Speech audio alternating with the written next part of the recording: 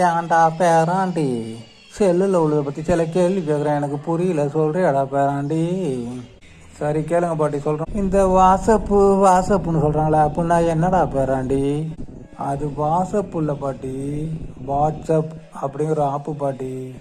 அப்புறம் என்னமோ இந்த பேஸ்புக்குங்கிறானே அப்படின்னா என்ன புக்குடா பேராண்டி? ஐயோ, அது பேஸ்புக்கு இல்லை பாட்டி, படிக்கிற புக்கு இல்லை, அது பேஸ்புக்குங்கிற அதுவும் ஒரு ஆப்பு.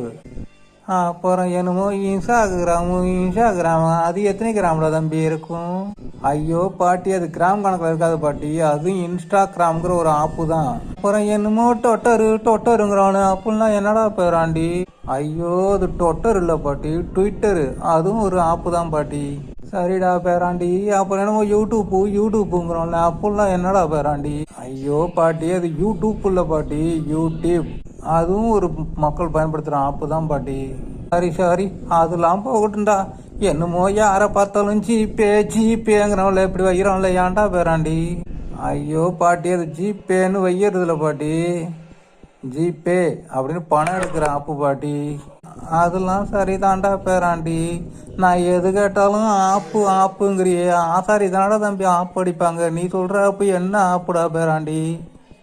ஐயோ பாட்டி, ஆப்புனா நீங்கள் நினைக்கிற ஆப்பு இல்லை, இது பதிவிறக்கம் செய்கிற ஒரு செயலி, அதுதான் ஆப்பும்போம். உங்களுக்கு எப்படி சொல்லி புரிய வைக்க போகணும் போங்க.